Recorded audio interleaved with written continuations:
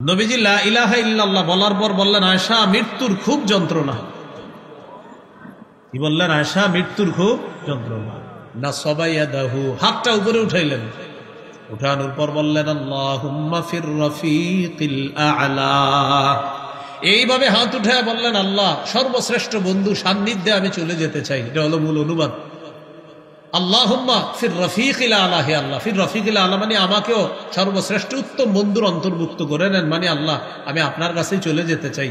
হাদিসে আসছে, আম্মাজান বলেন যে নবীজি সাল্লাল্লাহু আলাইহি সাল্লাম আমাকে বলেছিলেন, কোন নবী ইন্তেকালের সময় তাকে তার জান্নাতের আসনটা দেখিয়ে বলা হয় যে আপনি কি জান্নাতে যাবেন না আরো কিছুদিন দুনিয়াতে থাকবেন, তাকে এই স্বাধীনতা দেওয়া হয়।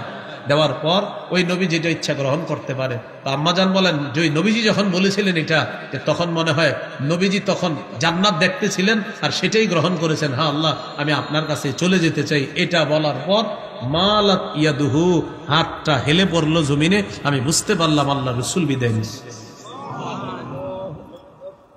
তো আমার পুরা হাদিস শোনানোর উদ্দেশ্য কি বলেছিলেন? আয়েশা মৃত্যুর খুব যন্ত্রণা, আয়েশা মৃত্যুর খুব যন্ত্রণা। কাল্লা ইযা বালাগাতিত তারাকিয়া, প্রাণ যখন উষ্ঠাগত হবে মৃত্যুপথ যাত্রীকে কিছুতেই তোমরা আটকাতে পারবে না। ওয়াকিলা মান রাক, আশেপাশ থেকে বলা হবে ঝাড়ফুঁককারী কোথায়, এখানে উদ্দেশ্য ডাক্তার কবিরাজ কোথায়, অ্যাম্বুলেন্স আনো তাড়াতাড়ি, হসপিটালাইজড করতে হবে। অ্যাম্বুলেন্সে করে তাকে আমরা নিয়ে যাই, হসপিটালে ঢুকানোর 5 মিনিট আগে মারা গেছে, 10 মিনিট আগে মারা গেছে। তখন অনেকে আফসুস করে বলে, ইস 5টা মিনিট আগে কেন হাসপাতালে আনলাম না। মানে 5 মিনিট আগে নিলে কি হইতো বলেন? মৃত্যুর পর এইগুলো আর বললেন না যে 5 মিনিট আগে আনলে ভালো হইতো।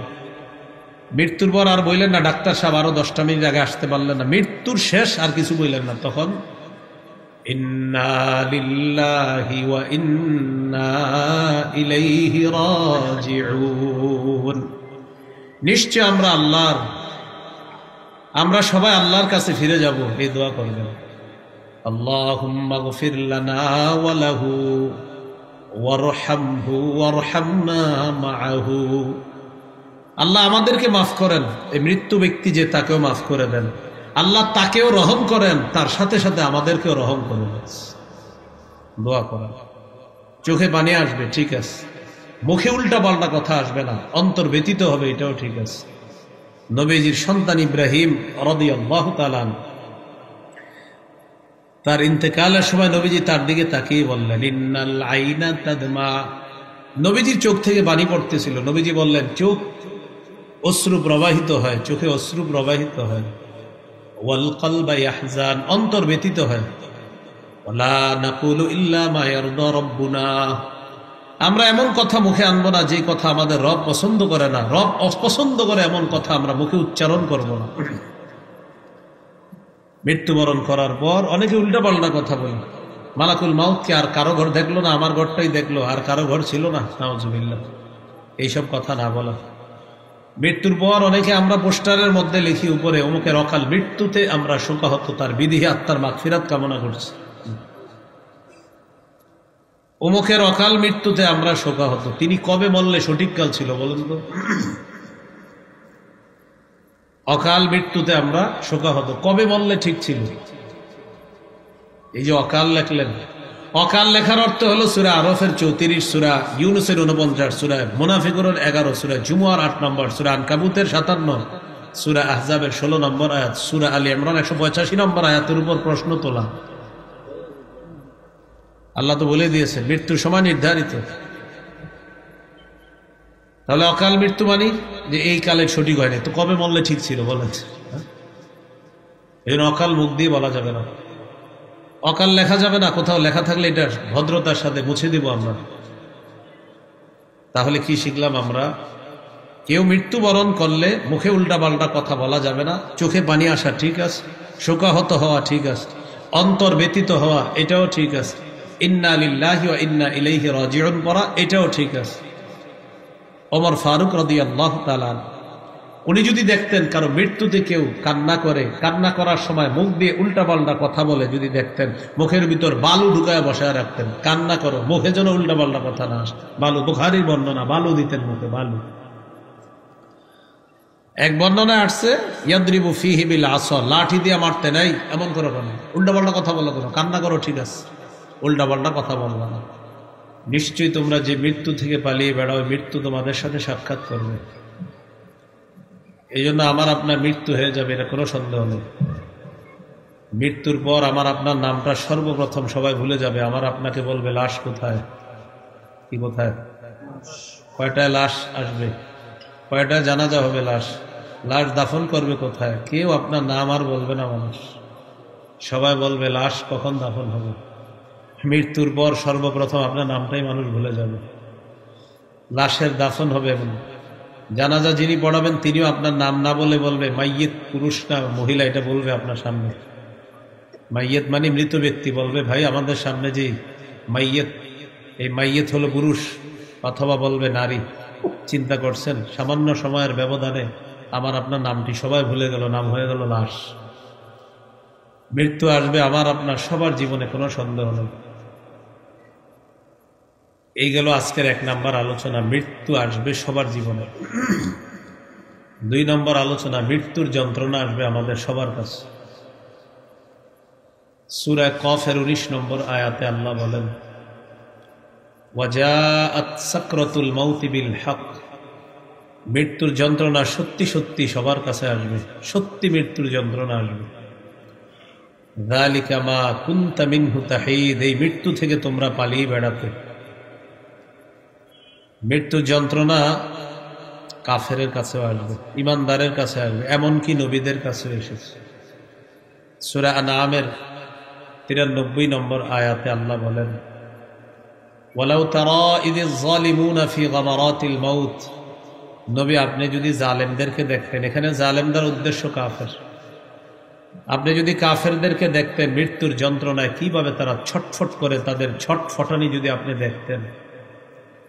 ওয়াল মালাইকাতু বাসিতু আইদিহিম, ফেরেশতারা তাদের হাতগুলা প্রসারিত করে বলে আখরিজু আনফুসাকুম, তোমাদের আত্মাগুলা বের করে দাও।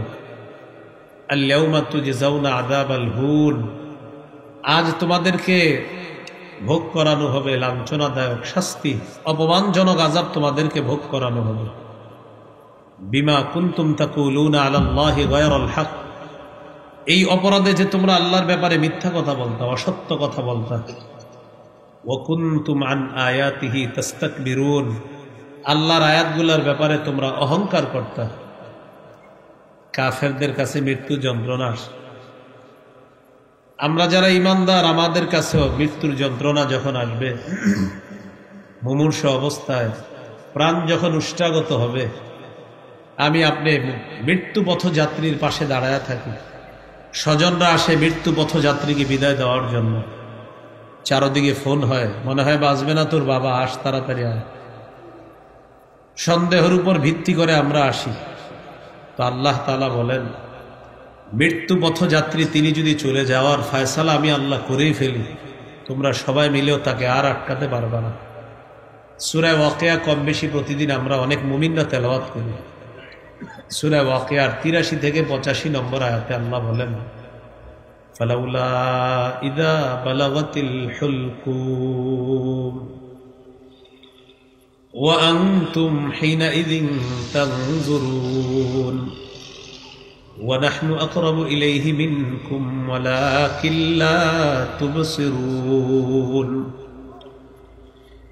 সেদিন মৃত্যু পথযাত্রীকে তোমরা সবাই মিলেও আটকাতে পারবে না যখন তার প্রাণ উষ্টাগত হবে। ওয়া আনতুম হিনাইযিন তানজুরুন, তোমরা চেয়ে চেয়ে দেখবা সেদিন মৃত্যু পথযাত্রীকে। ওয়া নাহনু আকরাবু ইলাইহি মিনকুম ওয়ালাকিন লা তুবসিরুন, তোমাদের চেয়ে তার অধিক নিকটে আমি আল্লাহ, কিন্তু তোমরা তা দেখো না। সূরা কিয়ামা 26 থেকে 30 নম্বর আয়াত। ফজর নামাজে মাঝে মাঝে ইমাম সাহেবরাই সূরাগুলা পড়ে দেখবেন। কাল্লা ইযা বালাগাতিত তারাকিয়া ওয়া কিলা মান রাক ওয়া যান্না আন্নাহুল ফিরাক ওয়ালতাফাতিস সাকু বিস-সাক ইলা রাব্বিকা ইয়াওমাইযিনিল মাসাক। কাল্লা ইযা বালাগাতিত তারাকিয়া, প্রাণ যখন উষ্ঠাগত হবে মৃত্যুপথ যাত্রীকে কিছুতেই তোমরা আটকাতে পারবে না। ওয়াকিলা মান রাক, আশেপাশ থেকে বলা হবে ঝাড়ফুঁককারী কোথায়, এখানে উদ্দেশ্য ডাক্তার কবিরাজ কোথায়, অ্যাম্বুলেন্স আনো তাড়াতাড়ি, হসপিটালাইজড করতে হবে। অ্যাম্বুলেন্সে করে তাকে আমরা নিয়ে যাই, হসপিটালে ঢুকানোর 5 মিনিট আগে মারা গেছে, 10 মিনিট আগে মারা গেছে। তখন অনেকে আফসুস করে বলে, ইস 5টা মিনিট আগে কেন হাসপাতালে আনলাম না। মানে 5 মিনিট আগে নিলে কি হইতো বলেন? মৃত্যুর পর এইগুলো আর বললেন না যে 5 মিনিট আগে আনলে ভালো হইতো।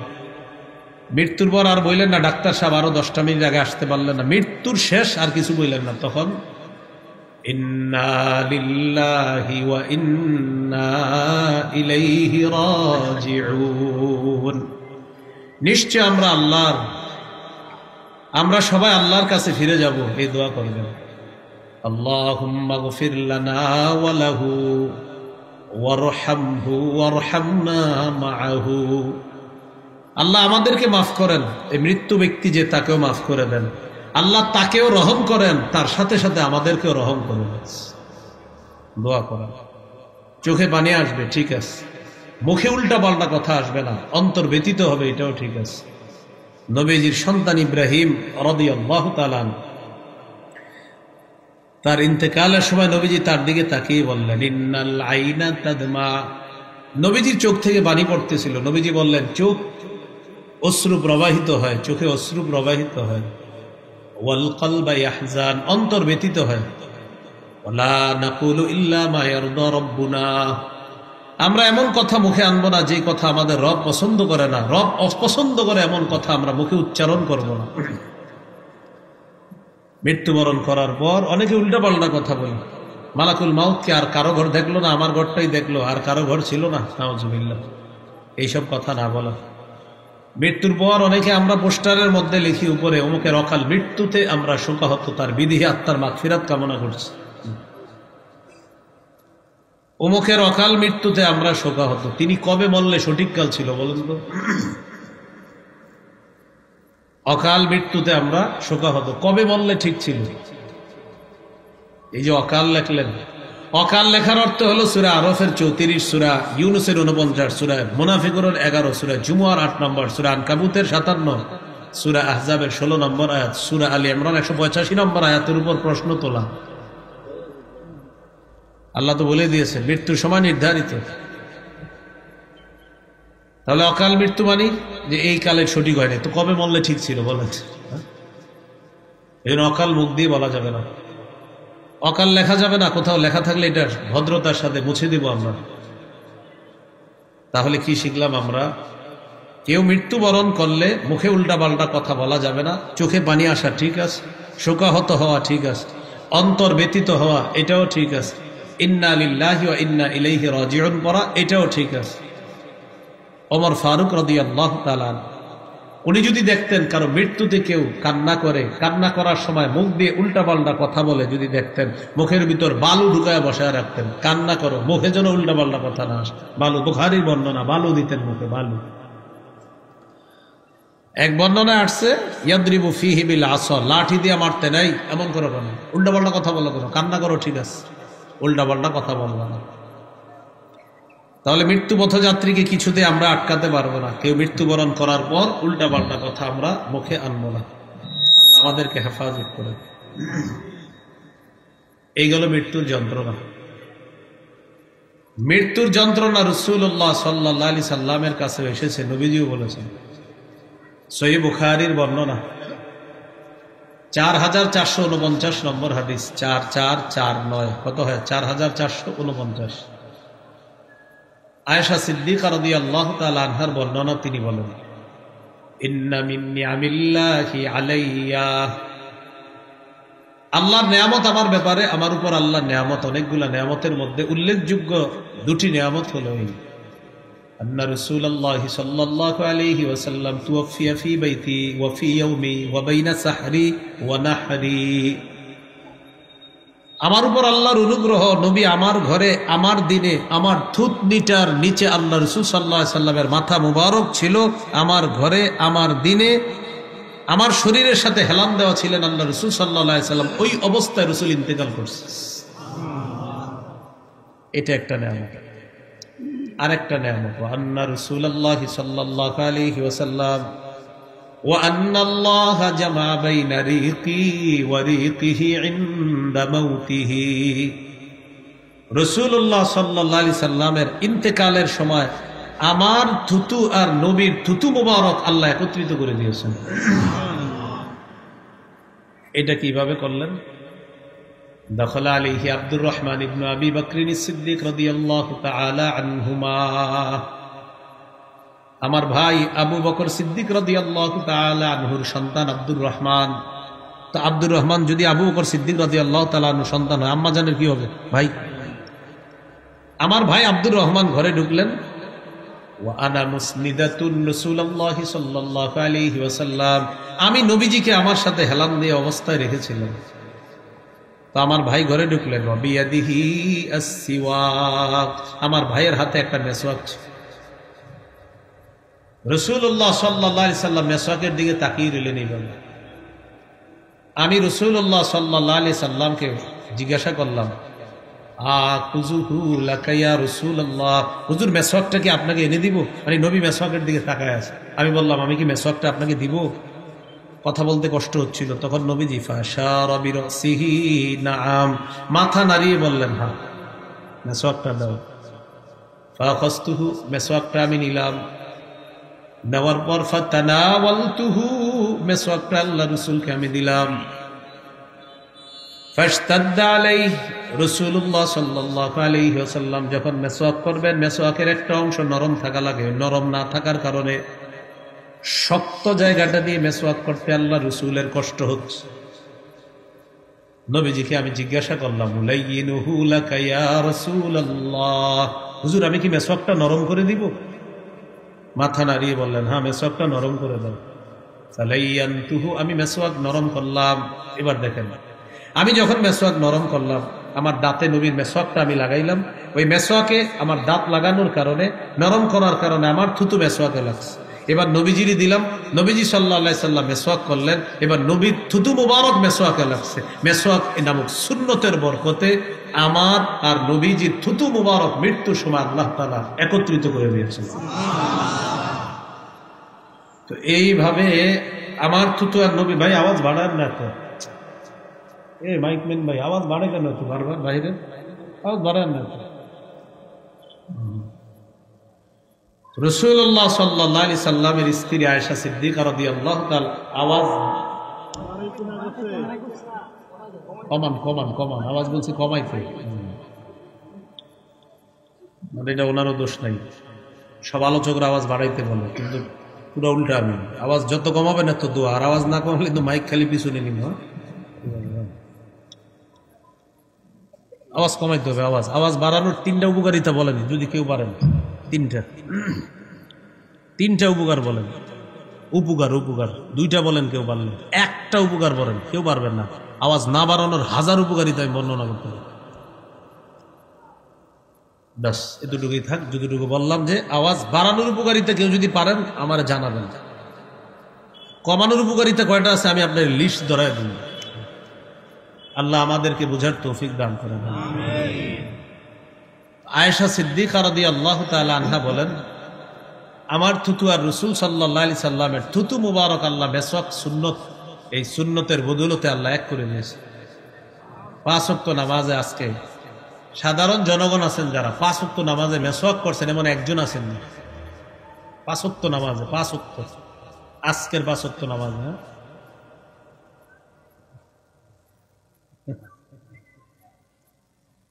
মাশাআল্লাহ 2-3 জন হাত উঠিয়েছে। রাসূলুল্লাহ সাল্লাল্লাহু আলাইহি সাল্লাম বলেন, জিবরিল আমিন আমাকে এত পরিমাণ মেসওয়াক করতে বলছে, আমি আশঙ্কা করলাম না জানি মেসওয়াক করতে করতে আমার দাঁত আমি ভেঙে ফেলি।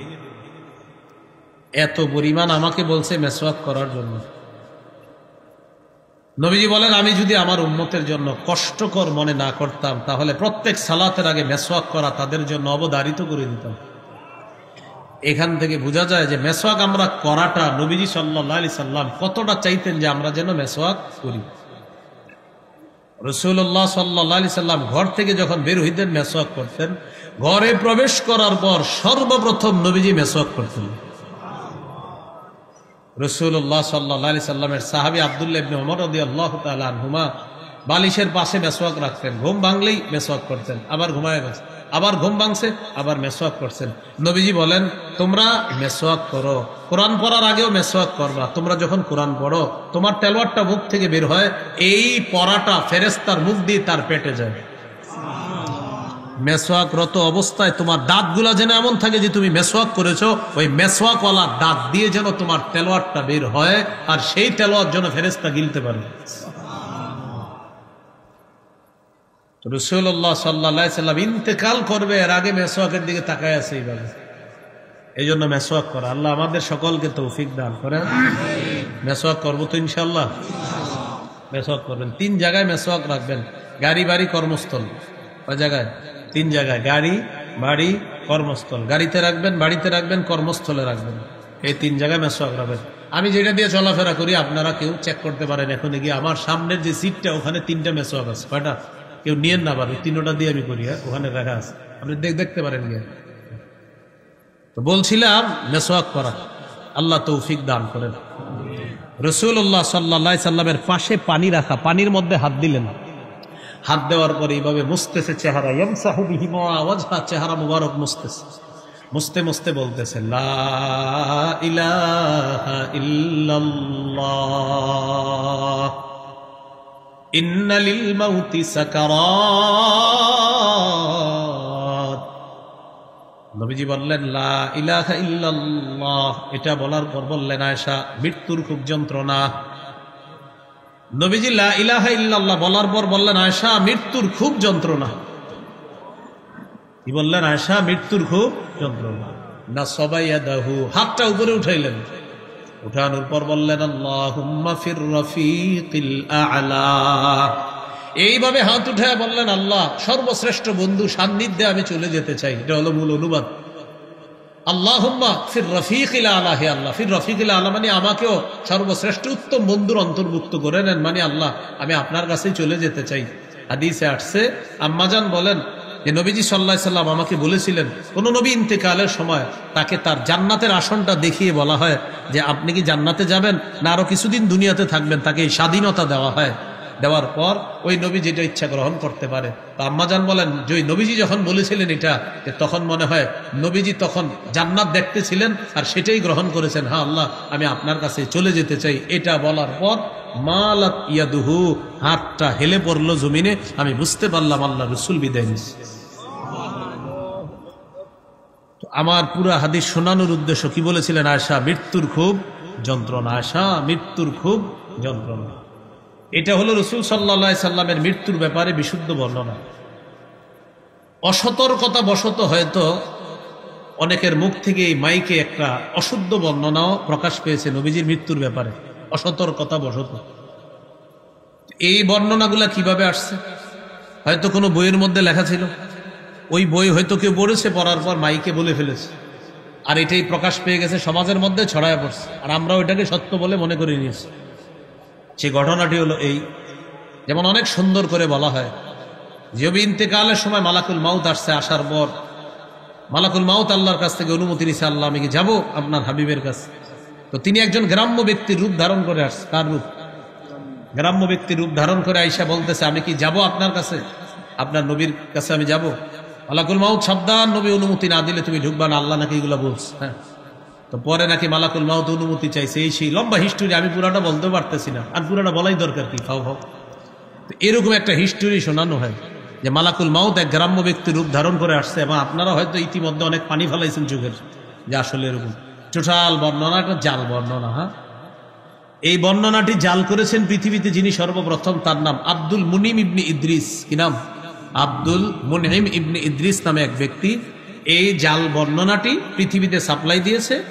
আর এই জাল বর্ণনাটি আসতে আসতে হয়তো আমাদের বাংলাদেশের কোনো চটি বইয়ের মধ্যেও ঢুকে গেছে, আর ওই বই পড়ার পর হয়তো কেউ মাইকেও বলে ফেলেছে, আর আমরাও মনে করে নিয়েছি এটাই মনে হয় সঠিক। হ্যাঁ, তাহলে মালাকুল মাউত গ্রাম্য ব্যক্তির রূপ ধারণ করে আসছে, আসার পর আল্লাহরে বলছে, আল্লাহ আমি কি যাব? সাবধান মালাকুল মাউত, অনুমতি ছাড়া কিন্তু আমার হাবিবের কাছে যাবা না, হ্যাঁ এই সেই বলা হয়। তো এই টোটাল বর্ণনাটা কি? জাল বর্ণনা, অশুদ্ধ বর্ণনা। আব্দুল মুনিম ইবনে ইদ্রিস নামে এক ব্যক্তি সর্বপ্রথম এই জাল বর্ণনা পৃথিবীতে সাপ্লাই দিয়েছে। তাহলে এই অশুদ্ধ জাল বর্ণনা এটা আর শুনবেন না ভবিষ্যতে, এবং অন্য কেউ যদি বলে ভদ্রতার সাথে বলে দিবেন যে বিষয়টা সঠিক না। আল্লাহ হেফাজত করেন। মুসা আলাইহিস সালাতু ওয়াস সালামের একটা ঘটনা আলোচনা করতে গিয়ে তখন বলা হয় আর কি এরকম যে মালাকুল মাউত মুসা নবীর কাছে আসছে, আসার পর মুসা নবী কি করছে? একটা থাপ্পড় দিছে। এটা বিশুদ্ধ বর্ণনা। বলেন এই বর্ণনাটা কি? এটা বুখারীতে আছে। মুসা নবী মালাকুল মাউতকে থাপ্পড় দিছে, এটা বুখারীতে আছে বর্ণনাটা। এই মুসা নবীর বর্ণনাটা শোনাইতে গিয়ে তখন আমাদের নবীর ব্যাপারে ওই জাল বর্ণনাটা শোনায় দেয় যে ভাই মুসা নবী তো মালাকুল মাউতকে থাপ্পড় দিয়ে দিছে, কেন? অনুমতি না জানি কি ইত্যাদি বলে এটার কারণে। কিন্তু মুসা নবী যে থাপ্পড় দিছে এটা বিশুদ্ধ বর্ণনা। এটা বলতে গিয়ে বুঝাই কি যে মালাকুল মাউত আমাদের নবীর কাছে যখন আসছে অনুমতি ছাড়া আসতে পারে নাই, এই সেই লম্বা একটা হিস্টোরি শোনায়, গ্রাম্য ব্যক্তির রূপ ধারণ করে আসছে। তাহলে এই বর্ণনাটি জাল বর্ণনা। আর মুসা নবী যে থাপ্পড় দিছে মালাকুল মাউতকে, এটা বিশুদ্ধ বর্ণনা। আরেকটি বর্ণনা আপনারা শোনেন মৃত্যুকে কেন্দ্র করে। ফাতেমা রাদিয়াল্লাহু তাআলা আনহা ইন্তেকাল করলেন। ইন্তেকাল করার পর ফাতেমা রাদিয়াল্লাহু তাআলা আনহার লাশ কোথায় রাখলো? কবরে। লাশ রাখার পর একটু খুব মন দিয়ে শোনেন, আবু যর গিফারি রাদিয়াল্লাহু তাআলা কবরকে লক্ষ্য করে বলছে, কবর তুমি কি জানো কাকে রেখে গেলাম? কবর কোনো কি দেয় না, জবাব দেয় না। তো কবর কোনো জবাব দেয় না, তারপর কি করছে? কবরে বলছে, কবর আলীর স্ত্রীকে তোমার মাঝে রেখে গেলাম। নাউজুবিল্লাহ বলেন। আচ্ছা, এরপরে যখন কবর জবাব দেয় না তখন বলছে, কবর জানো কাকে রেখে গেলাম? হাসান হুসাইন রাদিয়াল্লাহু আনহুমা, তাদের মাকে রেখে গেলাম। কবর জবাব দেয় না। ভিত্তিহীন বর্ণনা এগুলো। হ্যাঁ, তো না দেওয়ার পরে কবরে বলতেছে, কবর জানো কি শুনছেন নি এটা? হ্যাঁ দেখছেন। পরে বলছে, কবর জানো কাকে রেখে গেলাম? মুহাম্মদুর রাসূলুল্লাহ সাল্লাল্লাহু আলাইহি সাল্লামের কন্যাকে রেখে গেলাম। তখন নাকি কবর জবাব দিছে। তখন কবর বলছে যে আমি কবর মানে ইত্যাদি ইত্যাদি আরো যাই হোক, আমি এটা কি বলবো আর বলেন। এটা হলো ভিত্তিহীন বর্ণনা। কি বর্ণনা? একজন সাহাবী কি দরকার আছে কবর এটা বলা, আর কবরের কি দরকার আছে সাহাবীরে পাল্টা এটা বলা? বলেন তো। হ্যাঁ, একজন সাহাবীর নাম জড়িয়ে এই ভিত্তিহীন বর্ণনাগুলো ভাই অনেক শুনছেন, কিন্তু এটা কিন্তু ঠিক না, সঠিক না বিষয়টা। হ্যাঁ, আমরা তাহলে এগুলো বলবো না, শুনবো না। বিশুদ্ধ বর্ণনা কি? ফাতেমা রাদিয়াল্লাহু তাআলা আনহা ইন্তেকাল করছেন, হযরত আলী তার স্বামী জানাজা পড়াইছেন, তিনি তাকে দাফন করছেন। বাস বিশুদ্ধ বর্ণনা। লম্বা হাদিস আছে বুখারীতে। এগুলা বাদ দিয়ে আমরা ওইগুলো বললে পাবলিক কি মনে করে জানো? এদের ভালো লাগে, আহারে আহারে এরকম ভালো লাগে। এরকম আপনারা কিন্তু শুনেন না। এইগুলো আপনার ভিত্তিহীন বর্ণনা। তাহলে বলেন তো, আমাদের নবীজি ইন্তেকালের আগে মেসওয়াক করেছেন, এগুলা হলো কি? বিশুদ্ধ বর্ণনা। আমাদের নবীর কাছে মালাকুল মাউত গ্রাম্য ব্যক্তি রূপ ধারণ করে আসছে, আইসা এই অনেক ঘটনা শোনা, এটা হলো জাল বর্ণনা। মুসা নবী মালাকুল মাউতকে থাপ্পড় দিছে, বিশুদ্ধ বর্ণনা। আবার এই বর্ণনাগুলো করতে গিয়ে তখন বলা হয় ফাতেমা রাদিয়াল্লাহু তাআলা আনহাকে কবরে রাখার পর আবু যর গিফারি এই প্রশ্ন ওই প্রশ্ন করছে। এটা কি বর্ণনা? ভিত্তিহীন বর্ণনা। আল্লাহ আমাদেরকে হেফাজত করেন। তাহলে কথাগুলো মনে থাকবে তো ইনশাআল্লাহ। বিশুদ্ধ বর্ণনার মধ্যে আছে সহিহ বুখারীর 2753 নম্বর হাদিস, 2753। এই হাদিসের রাসূলুল্লাহ সাল্লাল্লাহু আলাইহি ওয়াসাল্লাম সাল্লাল্লাহু আলাইহি ওয়াসাল্লাম বলেছেন, ইয়া মা'শারা কুরাইশ, হে কুরাইশ সম্প্রদায়, তোমরা নিজেদেরকে আগুন থেকে বাঁচাও। ফাইন্নী লা উগনি আনকুম মিনাল্লাহি শাইআ, আল্লাহর আযাবের মোকাবেলায় আমি তোমাদের কোনো উপকার করতে পারবো না। ইয়া বনি আব্দি মানাফ, হে বনু আব্দি মানাফ, তোমরা নিজেদেরকে আগুন থেকে বাঁচাও। ফাইন্নী লা উগনি আনকুম মিনাল্লাহি শাইআ, আল্লাহর আযাবের মোকাবেলায় আমি তোমাদের কোনো উপকার করতে পারবো না। পরে কি বলে দেখেন, ইয়া আব্বাস ইবনে আব্দুল মুত্তালিব, ও নবীর চাচা আব্বাস ইবনে আব্দুল মুত্তালিব, নিজেকে আগুন থেকে বাঁচান। লা উগনি আনকা মিনাল্লাহি শাইআ, আমি আপনাকে আল্লাহর আযাবের মোকাবেলায় কোনো উপকার করতে পারবো না। ইয়া সফিয়াতা আম্মাতা রাসূলিল্লাহি সাল্লাল্লাহু আলাইহি ওয়াসাল্লাম, ও নবীর ফুফু সফিয়া, নিজেকে আগুন থেকে বাঁচান। লা উগনি আনকি মিনাল্লাহি শাইআ, আল্লাহর আযাবের মোকাবেলায় আমি আপনার কোনো উপকার করতে পারবো না। শেষে কি বলে দেখেন, ইয়া ফাতিমা বিনতা মুহাম্মাদিন সাল্লাল্লাহু আলাইহি ওয়াসাল্লাম, ও মুহাম্মদ সাল্লাল্লাহু আলাইহি সাল্লামের কন্যা ফাতেমা, নিজেকে আগুন থেকে বাঁচাও। আমি তোমাকে আল্লাহর আযাবের মোকাবেলায় কোনো উপকার করতে পারবো না।